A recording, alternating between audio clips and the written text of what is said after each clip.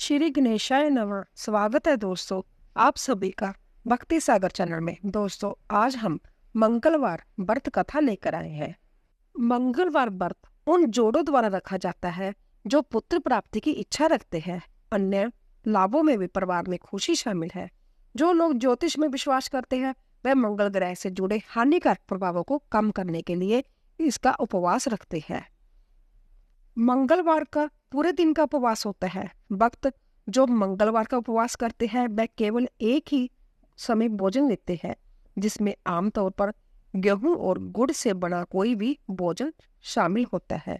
अधिकांश हिंदू बिना अंतराल के 21 मंगलवार तक उपवास रखते हैं। मंगलवार उपवास हनुमान और मंगल को संतुष्ट करने के लिए है, जो इस दिन पर शासन करते हैं और जिसके इसका नाम पड़ा है। मंगल को एक परेशानी निर्माता माना जाता है और उपवास बुराइयों और समस्याओं को दूर करने के लिए किया जाता है, जो हमारे रास्ते में बिखरे हुए हैं और खुशी का रास्ता बनाते हैं। इस व्रत के पीछे मूल मान्यता ये है कि भगवान हनुमान अपने भक्तों को जीवन में आने वाली कठिनाइयों से उबरने में मदद करते हैं, खासतौर पर मंगल ग्रह के हस्तक्षेप से होने वाली कठिनाइयों से। इसके अलावा पुत्र प्राप्ति की इच्छा रखने वाले जोड़े भी इस व्रत को सख्ती से पालन करते हैं। भगवान मंगल 9 ग्रहों में से नवग्रहों में से एक है। उन्हें अंगारक और कुंज नामों से भी जाना जाता है। उन्हें पृथ्वी या भूमि पृथ्वी देवी का पुत्र माना जाता है। वह शक्ति, वीरता और साहस से जुड़े हैं। भगवान मंगल धर्म के रक्षक और जीवन के उद्देश्य है। गणेशम पुराण के अनुसार एक बार हिरण्याकश्यपु के बड़े पृथ्वी का अपहरण कर लिया था। पृथ्वी देवी को उससे मुक्त कराने के लिए भगवान ने बराह रूप धारण किया था। भगवान ने हिरण्याक्ष का वध किया और पृथ्वी देवी को मुक्त कराया। उस समय पृथ्वी देवी भगवान से बहुत प्रसन्न हुई और उन्होंने उनसे विवाह करने की इच्छा व्यक्त की। बराह अवतार के समय भगवान की चमक आकाश में हजारों सूर्य के समान थी। वह असहनीय थी। तब भगवान ने पृथ्वी देवी की इच्छा पूरी करने के लिए सुंदर और मौलिक रूप में प्रकट हुए। उन्होंने विवाह किया और 1 वर्ष तक अकेले रहे। उनके जहां मंगल का जन्म हुआ।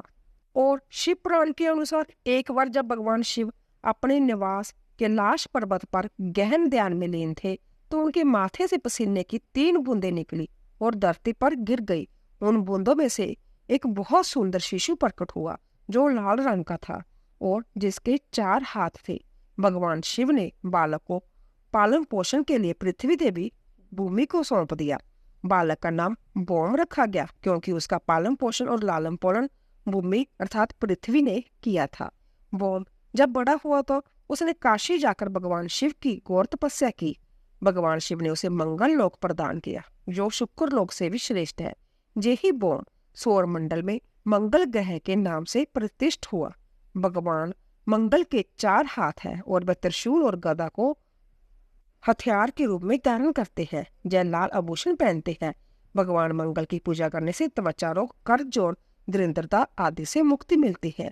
भगवान मंगल का रतन लाल मूंगा है और उनका दिन मंगलवार है। वह दक्षिण दिशा में संरक्षक है। आइए दोस्तों कथा का श्रवण करते हैं। एक बार एक ब्राह्मण का बेटा था। उसकी शादी कम उम्र में ही कर दी गई थी। वह अपनी पत्नी को वापस लाने के लिए अपने ससुर के गांव गया। उसके ससुराल वालों ने उसका दिल से स्वागत किया और उसे खाने के लिए बेहतरीन व्यंजन दिए। लड़के ने अपने ससुर से कहा, कृपया अपने बेटी को मेरे साथ भेज दीजिए। मेरी माँ बीमार है, उसकी देखभाल करने वाला कोई नहीं है। ससुर ने कहा, जय तो ठीक है, पर हमने उसे कपड़े और पैसे देने की पूरी तैयारी नहीं की। लड़के ने कहा, हमारा परिवार इतना गरीब नहीं है कि हर बार ऐसे प्रस्ताव स्वीकार कर ले। तुम अपनी बेटी को मेरे साथ भेज दो। लड़के की सास ने फिर आपत्ति जताई और कहा, मेरी बेटी अभी अभी शादी करके आई है और बहुत सुंदर है। वह सोने के गहने पहनेगी। यात्रा के दौरान उसकी सुरक्षा की गारंटी कौन लेगा? लड़के ने कहा, मैं उसकी रक्षा करने के लिए काफी बहादुर हूँ। मेरा मांसल शरीर देखो। सास ने कहा, जय मांसल शरीर नहीं बल्कि मन है जो हमारी रक्षा करता है। लड़के ने कहा, मुझे बिना दिमाग के मत समझो। ससुर और सास ने दामाद के साथ कुछ देर तक बहस की और आखिरकार अपनी बेटी को उसके साथ भेजने पर सहमत हो गए। युवा पति पत्नी दोनों गांव की ओर यात्रा शुरू की। मंगलवार का दिन था। मंगलवार का दिन मंगल देवता को समर्पित है। वह इस दिन के सेनापति है। मंगल ने ब्राह्मण की सुंदर पत्नी को देखा। ऐसी सुंदरता देखकर वह चकित रह गया। वह जादू टोना जानता था। उसने ब्राह्मण के बेटे का वेश बना धारण किया और लड़के के से कहा, वह मेरी पत्नी है। तुम कौन होते हो उसके साथ जाने वाले? उसे मुझे दे दो, नहीं तो मैं तुम्हें मार डालूंगा। ब्राह्मण का बेटा अपने जैसे ही एक आदमी को देखकर घबरा गया। उसने कहा, तुम एक भूत हो, तुम एक धोखेबाज हो। वह मेरी पत्नी है, मैं उसे तुम्हें कैसे दे सकता हूँ? महिला दोनों के बीच अंतर नहीं कर सकी। वह हैरान होकर वहीं खड़ी रही। कुछ ग्वालों ने उनके झगड़े को देखा। वह उनके पास गए और उनके झगड़े का कारण पूछा। ब्राह्मण के बेटे ने कहा कि वह मेरी पत्नी है, यह आदमी धोखेबाज है। वह झूठे वेश में मेरी पत्नी को ले जाना चाहता है। यह वह आदमी नहीं है जिसने इस महिला से विवाह किया है। मैं उसका असली पति हूँ। ब्राह्मण के बेटे की आड़ में मंगल ने कहा, वह मेरी पत्नी है और मैं उसका असली पति हूँ। ग्वाले उनके दावों से भ्रमित हो गई। एक ग्वाले ने महिला से पूछा। महिला ने कहा, मेरी शादी बहुत छोटी सी उम्र में हो गई थी। मैंने बहुत सालों के बाद पहली बार अपने पति को देखा है। मैं दोनों में अंतर नहीं कर सकती। मामला और भी पेचीदा हो गया। एक ग्वाले के मामले की गंभीरता को बांप लिया। वह देख सकता था कि उनमें से एक आत्मा है। वह जानता था कि एक ऐसी आत्माओं से कैसे निपटना है। उसने कहा, एक टोंटी वाला मिट्टी का बर्तन ले आओ। मैं इस महिला को उसके असली पति को सौंप दूंगा। उन्होंने एक कच्चा करवा या टोटी वाला बर्तन मंगवाया। ग्वाले ने कहा, यह महिला उस व्यक्ति की है जो इस बर्तन में इसकी टोटी से प्रवेश कर सके। ब्राह्मण पुत्र ने कहा, ये अन्याय है, मैं इस गड्ढे में प्रवेश नहीं कर सकता। ग्वाले ने कहा, तो तुम धोखेबाज हो, तुम्हें मेरे आदेश का पालन करना पड़ेगा। ब्राह्मण पुत्र चुप रहा। वह असहाय था। मंगल ने कहा, वह मेरी पत्नी है, मैं इस गड्ढे में इसकी टोंटी में प्रवेश कर सकता हूँ। चतुर ग्वाले ने कहा, यदि तुम इस गड्ढे में प्रवेश करोगे तो वह तुम्हारी पत्नी हो जाएगी। मंगल एक आत्मा के रूप में था। वह अपने शरीर को किसी भी आकार में बदलने की कला जानता था। वह टोंटी के माध्यम से बर्तन में प्रवेश कर गया। चरवाहे ने टोंटी को एक तंग कारक से बंद कर दिया। मंगल बर्तन में कैद हो गया। वह इससे बाहर नहीं आ सकता था। उसका बच पाना असंभव बनाने के लिए चरवाहे ने जमीन में एक गहरा गड्ढा खोदा और उस मिट्टी के बर्तन को उसमें डाल दिया और गड्ढे को भर दिया। ब्राह्मण का बेटा खुश था। उसने चरवाहे को उसकी बुद्धिमत्ता और ज्ञान के लिए धन्यवाद किया। उसी दिन से जब मान्यता चली आ रही है कि मंगलवार के दिन किसी को भी जमीन नहीं खोदनी चाहिए, ताकि मंगल की शैतानी आत्मा हमेशा के लिए धरती के अंदर ही रहे। दोस्तों, दूसरी कथा के अनुसार मंगलवार का दिन लोरा हनुमान को समर्पित है। भक्त दोपहर में अपना व्रत खोलने से पहले इस कथा को सुनते हैं। पहलवान इस दिन अपने शरीर को मालिश नहीं करते ताकि बाल न जड़े। कुछ पहलवान मंगलवार को आराम का दिन मानते हैं।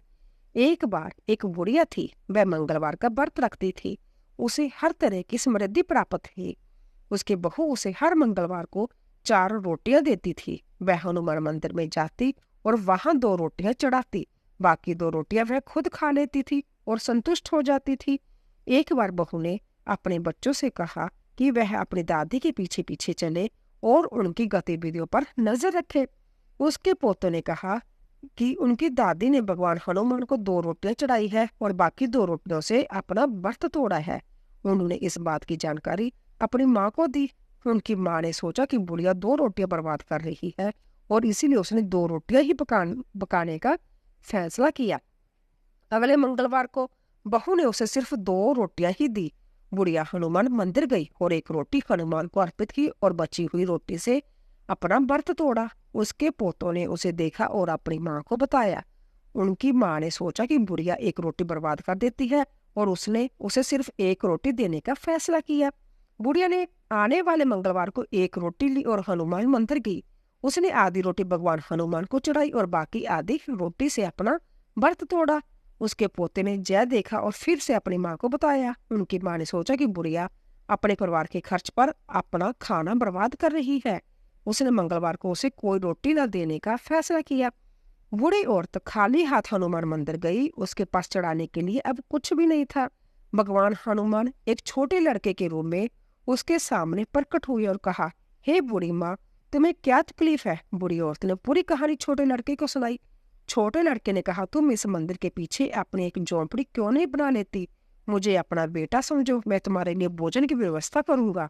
ऐसे परिवार के साथ रहने का क्या फायदा जो अपने बुजुर्गों की परवाह नहीं करता। बुढ़िया सहमत हो गई और झोंपड़ी में रहने लगी। हर रोज छोटा लड़का उसके लिए एक मग भर दूध और एक लोटा चीनी और मक्खन चूरमा मिलाकर लाता था। अब उसका जीवन बहुत सुखी और शांतिपूर्वक था। बुढ़िया की बहू दिन व दिन गरीब होती जा रही थी। गरीबी के कारण घर में अनचाहे झगड़े होने लगे। उनके पास खाने के लिए अब बहुत कम था। एक दिन उसने अपने बच्चों से कहा, अपनी दादी के पास जाओ और देखो कि वे क्या करती है। बच्चे अपनी दादी के पास गए। बुढ़िया ने उनका स्वागत किया। उसने उनके साथ दूध और चूरमा बांटा और उनसे रोजाना उसके पास आने को कहा। बच्चे अपने घर वापस गए और अपनी माँ को पूरी बात बताई। उसे जब जानकर आश्चर्य हुआ कि बुढ़िया कमजोर होने की बजाय स्वस्थ और तंदुरुस्त थी। उसे अपनी गलती का एहसास हुआ और उसने अपने पति से उसे वापस लाने के लिए कहा। उसके पति ने कहा, मैं क्यों जाऊं? हमारे दुखों के लिए तुम ही जिम्मेदार हो। तुम रोज घर में झगड़े करती हो। तुमने उसे घर से जाने पर मजबूर किया। तुम उसे कम खाने पर भी ईर्ष्या करती थी। जिस क्षण वह हमें छोड़कर गई, इस घर की खुशहाली खत्म हो गई। तुम्हें अपने बुजुर्गों और उनके अच्छे कामों का कोई सम्मान नहीं है। महिला ने कहा, चलो हम सब उसके पास चलते हैं। हम उसे मना लेंगे कि वह वापस आ जाए। उसका पति सहमत हो गया और वह बुढ़िया के पास गई। छोटा लड़का उसके साथ बैठा था और उसे खाना परोस रहा था। बुढ़िया की बहू अपने सास के पैरों पर गिर पड़ी और उसके कर्मों के लिए उसे क्षमा मांगने लगी। बुढ़िया ने छोटे लड़के से कहा, क्या मुझे उनके साथ चलना चाहिए क्योंकि उन्हें अपनी गलती का एहसास हो गया है? छोटे लड़के ने कहा, हाँ तुम जा सकती हो। अगर तुम कोई परेशानी आती है तो तुम वापस आ सकती हो। बूढ़ी अपने परिवार के पास लौट आई। वह मंगलवार का व्रत रखती थी और उसकी बहू ने कभी भी उसके भोजन का आधा हिस्सा हनुमान जी को देने पर आपत्ति नहीं जताई। उनके घर में फिर से खुशहाली आई और वह खुशहाल जीवन से जीने लगी। बोलिए पवन सुत हनुमान जी की जय। आइए दोस्तों, तीसरी कथा सुनते हैं।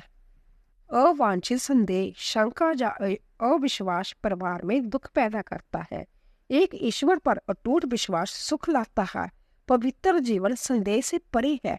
एक बार एक ब्राह्मण दंपति था। वह निसंतान था, इसीलिए उनका जीवन बहुत दुखी था। ब्राह्मण भगवान हनुमान को प्रसन्न करने के लिए जंगल में गया। वह अपनी प्रार्थना में संतान की कामना करता था। उसकी पत्नी भगवान को प्रसन्न करने के लिए मंगलवार को व्रत रखती थी। वह मंगलवार को भगवान हनुमान को प्रसाद चढ़ाने के बाद ही भोजन ग्रहण करती थी। एक बार उसने पूरे दिन कोई विशेष व्रत रखा था, इसीलिए वह हनुमान को प्रसाद नहीं चढ़ा सकी।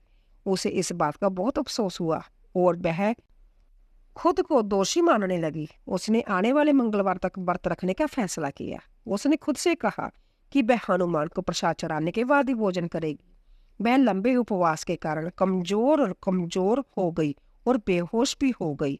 हनुमान को उस पर दया आ गई और वह एक बच्चे के वेश में उसके सामने प्रकट हुए। हनुमान ने कहा, मैं तुम्हें एक सुंदर पुत्र का आशीर्वाद देता हूँ।